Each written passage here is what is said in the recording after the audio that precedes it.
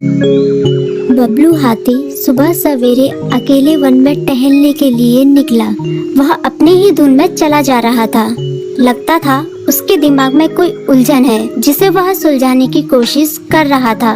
सड़क पर आगे बढ़ते ही उसके सामने चीकू खरगोश भागा। बबलू का पैर उसके ऊपर पड़ने ही वाला था कि चीकू जोर से चिल्लाया। उसकी आवाज सुनकर बबलू ने अपना पैर पीछे खींच लिया।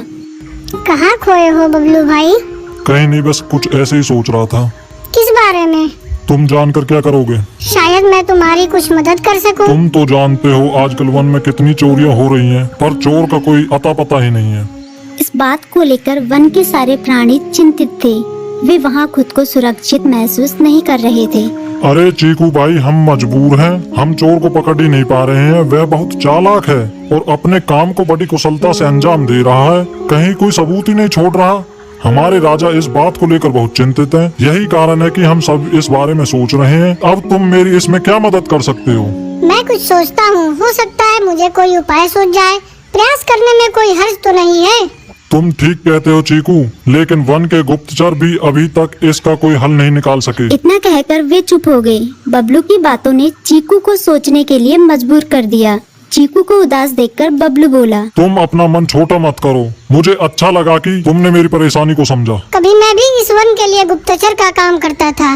एक बार मेरी टांग टूट जाने से मेरे अंदर फुर्ती नहीं रही। तब से मैंने यह काम छोड़ दिया।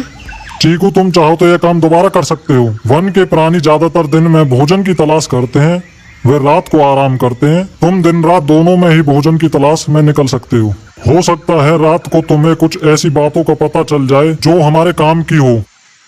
हाँ बबलू, तुम ठीक कहते हो। मैं आज रात को वन में घूमकर इस बात का पता करने की कोशिश करता हूँ।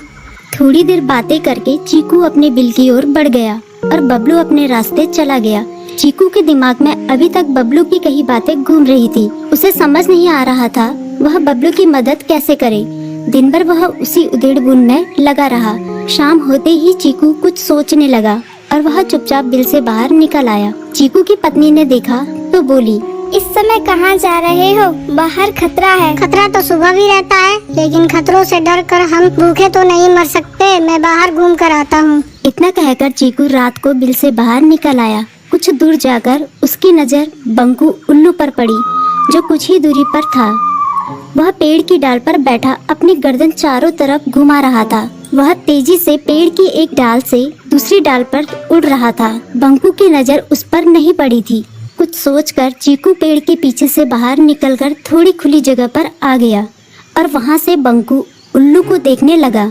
बंकू ने चीकू को अंधेरे में भी देख लिया, पर उसने उसमें कोई उत्सुकता नहीं दिखाई और अपनी गर्दन चारों ओर घुमाता रहा। चीकू बड़ी देर तक बंकू की हरकतों पर नजर रखे रहा। वह थोड़ी देर तक खुले मैदान में खड़ा रहा, पर बंकू ने उसे देखकर भी अनदेखा कर दिया। उसने महसूस किया कि बंकू के आसपास चमकू चमगादड़ भी मंडरा रहा था। कुछ देर वन में घूमने के बाद चीकू अपने बिल में लौट आया और सुबह होने का इंतजार करने लगा। अगली सुबह बबलू उसी रास्ते में जा रहा था। रास्ते में चीकू उसका इंतजार कर रहा था। आज बड़ी जल्दी आ गए बबलू। हाँ, आजकल मुझे चिंता की वजह से नींद नहीं आती। कोई नई खबर है क्या? यकीन से तो मैं नहीं कह सकता, पर मैं तुम्हें ऐसे प्राणी का नाम बता सकता हूँ जो शायद चोरों की मदद कर रहा है। कौन है वो? बंकू उल्लू। इतना कहकर चीकू ने रात की घटना उसे ज्यों की त्यों सुना दी। इसे सुनकर बबलू का माथा ठनका। बबलू की आंखें चौंधिया गई। तुम ठीक कह रहे हो। मुझे आज रात बंकू और चमकू पर नजर रखनी होगी। इतना कहकर वे दोनों अपने अपने रास्ते चले गए। बबलू रात को अपने साथियों के साथ बंकू पर नजर गड़ाए रहा। उसकी संदिग्ध गतिविधियों को देखकर बबलू ने उसे उसके साथियों चंकी और संकी लोमड़ के साथ पकड़ लिया। बबलू ने सख्ती से पूछताछ करनी शुरू कर दी। तुम इस समय बंकू चमकू के साथ क्या कर रहे हो? हम चारों दोस्त हैं, इसलिए साथ बैठकर बातें कर रहे हैं। चमगादड़ और उल्लू की दोस्ती तो समझ में आती है, पर लोमड़ के साथ दोस्ती कैसे हो सकती है? सख्ती से पूछने पर दोनों ने अपना जुर्म कबूल कर लिया और सभी चोरियों के बारे में बताया जो उन्होंने कुछ दिन पहले वन में की थी। बबलू ने उनके चोरी का सारा सामान भी बरामद कर लिया। बंकू और चमकू को अभी तक समझ में नहीं आ रहा था कि वो इतनी आसानी से कैसे पकड़ में आ गए।